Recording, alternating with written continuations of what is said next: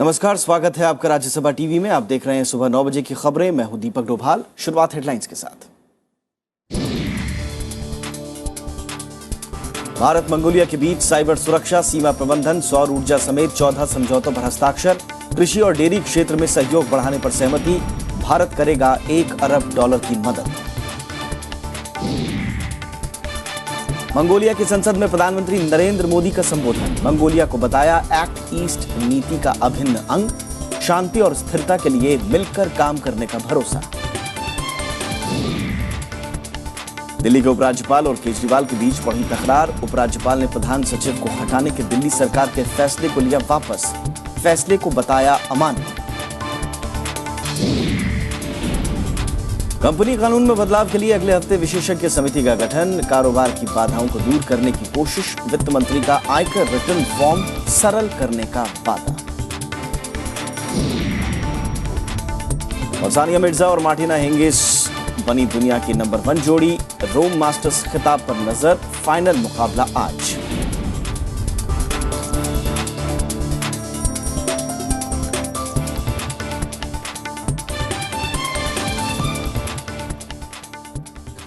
भारत और मंगोलिया के बीच पारस्परिक सहयोग और द्विपक्षीय संबंधों को लेकर आज एक नए आयाम का आगाज हुआ। प्रधानमंत्री नरेंद्र मोदी और मंगोलिया के प्रधानमंत्री चिमेद सैखानबिलेग के बीच प्रतिनिधिमंडल स्तर की वार्ता हुई। इस दौरान दोनों देशों के बीच आपसी साझेदारी और सहयोग बढ़ाने को लेकर कई अहम बिंदुओं पर भी बातचीत हुई। इस मौके पर प्रधानमंत्री नरेंद्र मोदी और मंगोलिया के प्रधानमंत्री चिमेद सैखानबिलेग ने साझा बयान भी जारी किया।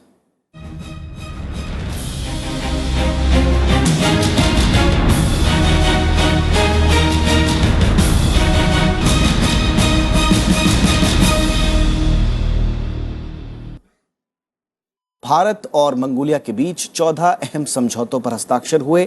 इसमें कृषि, शिक्षा, सौर ऊर्जा, पवन ऊर्जा, सीमा प्रबंधन और साइबर सुरक्षा को लेकर समझौते अहम हैं।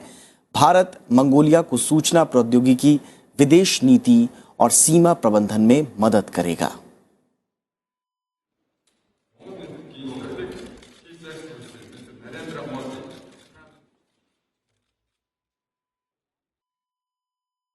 Today, Mongolia is also an integral part of India's Act East policy. The destinies of India and Mongolia are closely linked with the future of Asia-Pacific region. We can work together to help advance peace, stability, and prosperity in the region. So I am also here in commitment to our shared responsibility to our region. I was very pleased with my discussions with Prime Minister today. We have a strong convergence of views on bilateral relations and our region and international partnership. Bharat Mongolia को बुनियादी ढांचे के विकास के लिए $1 अरब की मदद करेगा। प्रधानमंत्री नरेंद्र मोदी ने मंगोलिया को भारत की एक्ट ईस्ट नीति का अहम साझेदार बताते हुए कहा कि दोनों देश वैश्विक शांति और सौहार्द बढ़ाने की दिशा में मिलकर काम करेंगे। प्रधानमंत्री नरेंद्र मोदी ने कहा कि दोनों देशों के बीच आपसी संबंधों का लंबा इतिहास रहा है। उन्होंने दोनों देशों के बीच पारस्परिक, सांस्कृतिक और मजबूत आर्थिक संबंधों की हिमायत की। प्रधानमंत्री ने कहा कि दोनों देश मिलकर आर्थिक संबंधों को नए स्तर पर ले जाएंगे। We will take our economic partnership to a new level. Today, I am pleased to announce that India will provide a line of credit of $1 billion to support expansion of Mongolia's economic capacity and infrastructure. Supporting development of human resources is the best way to secure our nation's development. We reiterated our commitment to continue our efforts in Mongolia. Today, I will have the pleasure to lay the foundation stone for the expansion of upgrading of the Atal Bihari Vajpayee Center for Excellence for Information and Communication Technology. We attach high importance to our security cooperation. We will continue to participate in each other's defense exercise. The agreements today will deepen our cooperation in border security, and cyber security. और प्रधानमंत्री नरेंद्र मोदी ने Mongolia की संसद को कुछ देर पहले संबोधित किया। मंगोलिया के संसदीय इतिहास में पहली बार रविवार के दिन किसी भी राजनेता ने संसद को संबोधित किया है। इस मौके पर प्रधानमंत्री ने मंगोलिया को लोकतंत्र के 25 साल पूरे होने पर बधाई दी। प्रधानमंत्री ने वैश्विक शांति, स्थिरता और मानवता के लिए भारत मंगोलिया संबंधों को अहम बताया है। उन्होंने कहा कि दोनों देश के बीच साझेदारी के नए अध्याय की शुरुआत हुई है। प्रधानमंत्री ने कहा कि मंगोलिया का समृद्ध सांस्कृतिक इतिहास रहा है। उन्होंने कहा कि दोनों देश मिलकर आर्थिक विकास की नई इबारत लिखेंगे। Your country reminds us how beautiful this world is. It is truly a great honor to speak to the great Harald. It is a special privilege to do so in the 25th year of democracy in Mongolia. You are the new bright light of democracy in our world. I am deeply grateful for your generosity in hosting me on a Sunday. और इससे पहले Mongolia के ऐतिहासिक राजमहल में प्रधानमंत्री नरेंद्र मोदी का भव्य स्वागत हुआ। यहां मंगोलिया के प्रधानमंत्री चिमेद सेखानबिलेग ने उनका औपचारिक स्वागत किया। इस मौके पर प्रधानमंत्री नरेंद्र मोदी को गार्ड ऑफ ऑनर भी दिया गया। प्रधानमंत्री ने राजमहल की विजिटर पुस्तिका में संदेश भी लिखा। नरेंद्र मोदी पहले भारतीय प्रधानमंत्री हैं जो मंगोलिया के दौरे पर गए हैं।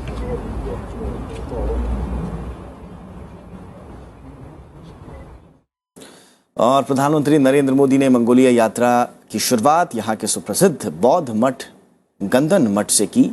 प्रधानमंत्री ने गंदन मठ के प्रमुख को बोधि वृक्ष का पौधा भी भेंट किया। बौद्ध धर्म दोनों देशों के बीच प्रगाढ़ और ऐतिहासिक संबंधों की मजबूत कड़ी है। मंगोलिया की आधे से ज्यादा आबादी बौद्ध धर्म को मानती है। शांति, सौहार्द और प्रेम की बुद्ध की सीख और बौद्ध धर्म दोनों देशों के बीच सांस्कृतिक विरासत का अभिन्न हिस्सा भी है।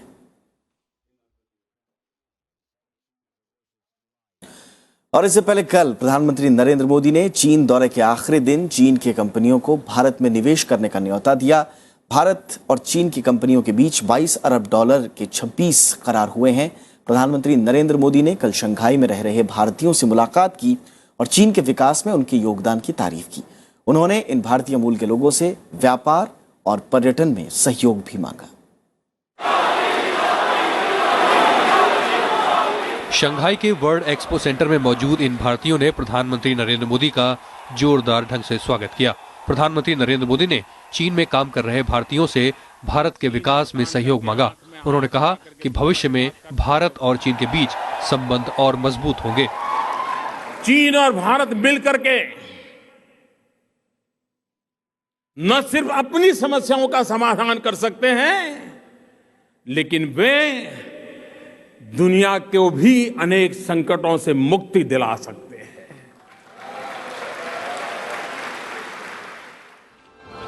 प्रधानमंत्री इससे पहले शंघाई की फुदान यूनिवर्सिटी पहुंचे। यहां उन्होंने गांधी पर भारतीय अध्ययन केंद्र का उद्घाटन किया। उन्होंने कहा कि पूरी दुनिया आतंकवाद और ग्लोबल वार्मिंग जैसी गंभीर समस्याओं से जूझ रही है और इसका समाधान सिर्फ गांधी जी की सीख में है। गांधी के विचारों आचार में इन दोनों के उपाय मौजूद हैं।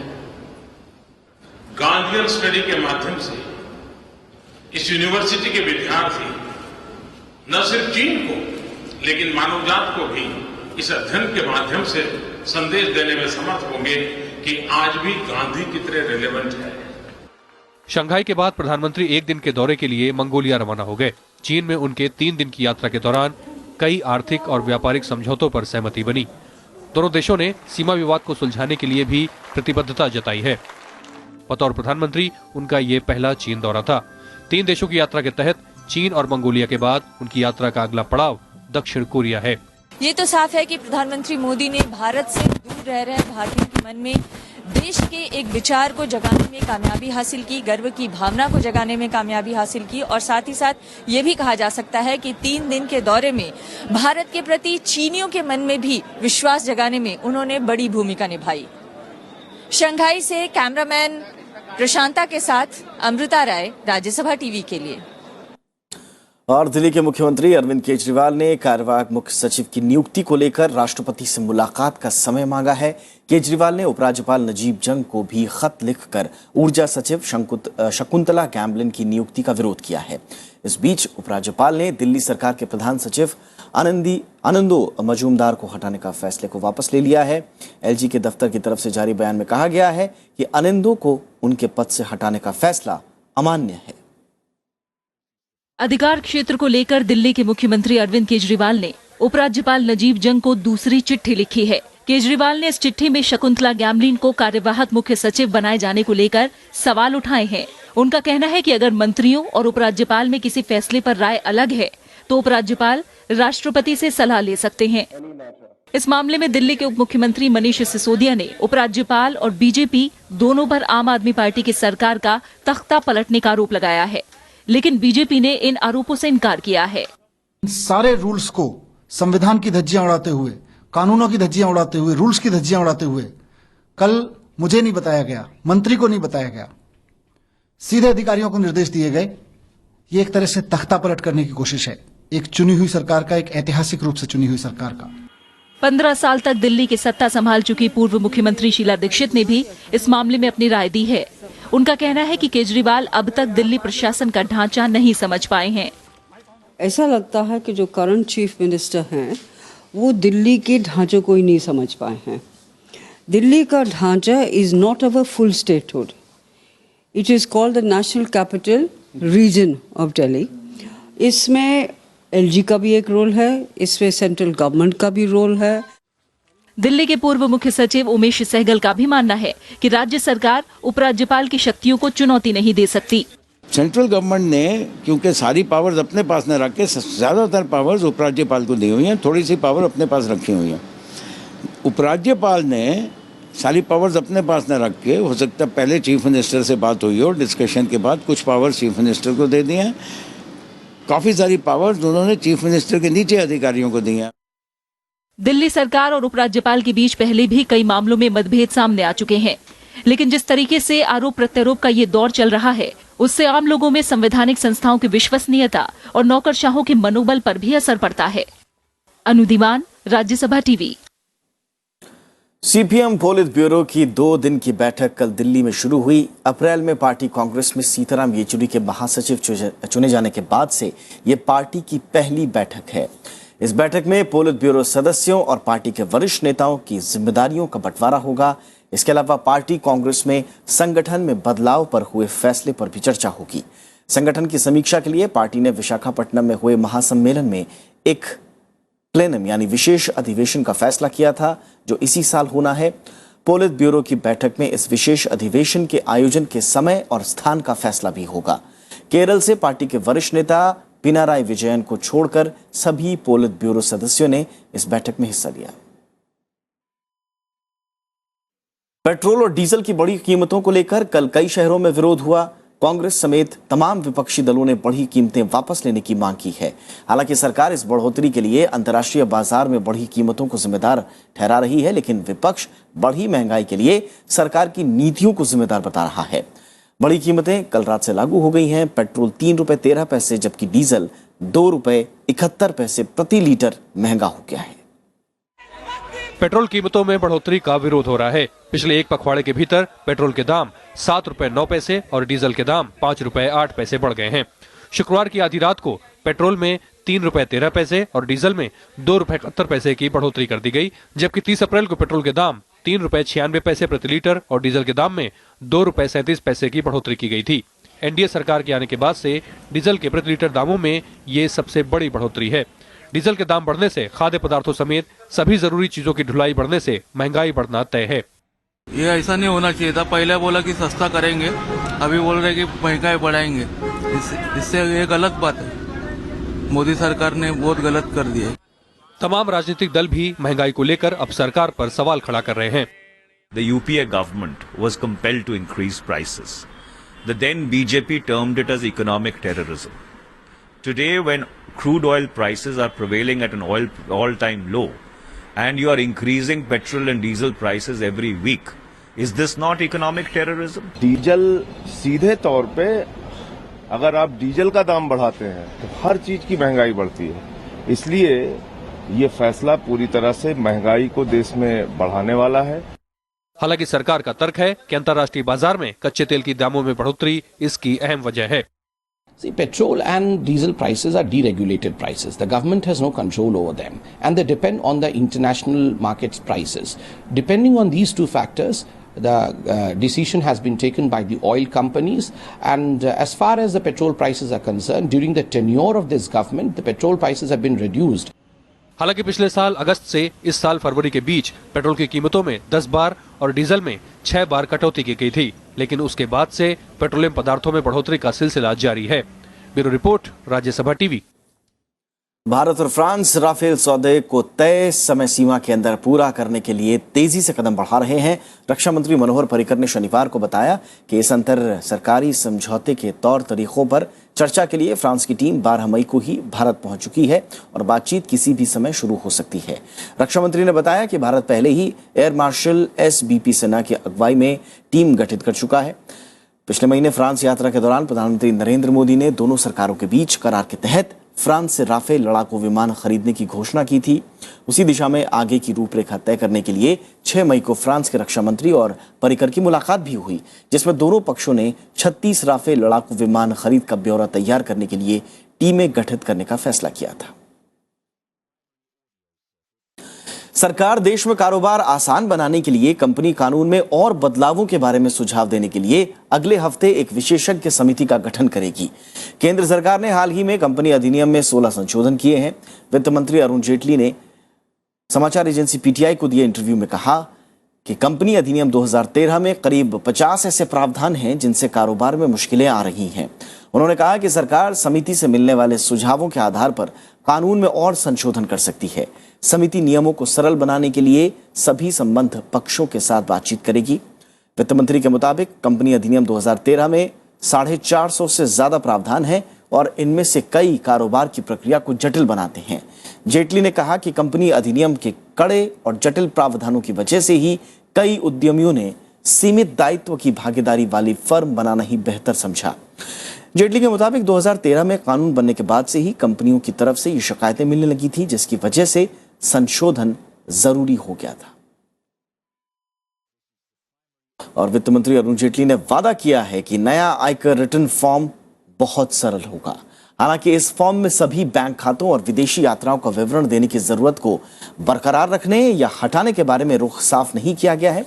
वित्त मंत्री ने कहा कि सार्वजनिक तौर पर विचार विमर्श के बाद आयकर विभाग को सरल से सरल फॉर्म पेश करने का निर्देश दिया गया है।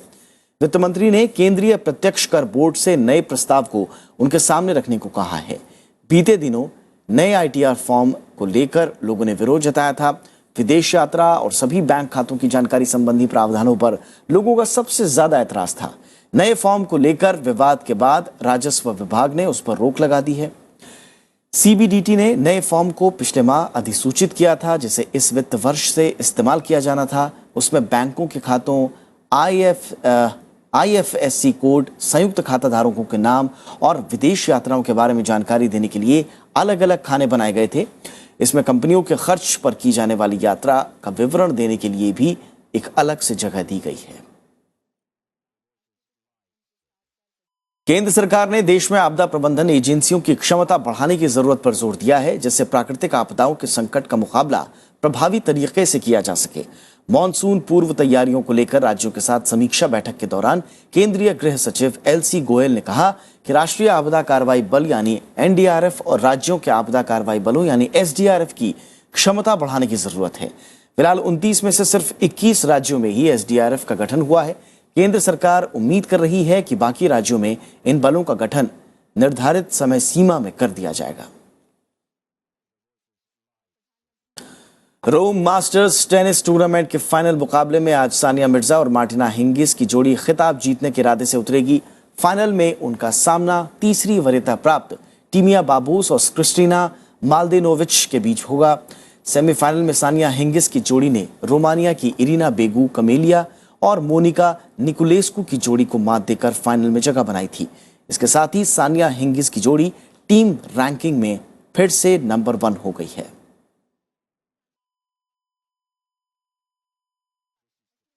इसी के साथ इस बुलेटिन में इतना ही। जाते जाते हेडलाइंस पर एक बार फिर से नजर।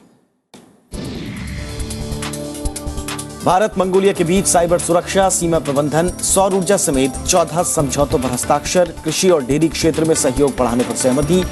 भारत करेगा $1 अरब की मदद। मंगोलिया की संसद में प्रधानमंत्री नरेंद्र मोदी का संबोधन। मंगोलिया को बताया एक्ट ईस्ट नीति का अभिन्न अंग। शांति और स्थिरता के लिए मिलकर काम करने का भरोसा। दिल्ली में उपराज्यपाल और केजरीवाल के बीच बढ़ी तकरार। उपराज्यपाल ने प्रधान सचिव को हटाने के दिल्ली सरकार के फैसले को लिया वापस। फैसले को बताया अमान्य। कंपनी कानून में बदलाव के लिए अगले हफ्ते विशेषज्ञ समिति का गठन। कारोबार की बाधाओं को दूर करने की कोशिश। वित्त मंत्री का आयकर रिटर्न फॉर्म सरल करने का वादा। और सानिया मिर्जा और मार्टिना हिंगिस बनी दुनिया की नंबर 1 जोड़ी। रोम मास्टर्स खिताब पर नजर। फाइनल मुकाबला आज।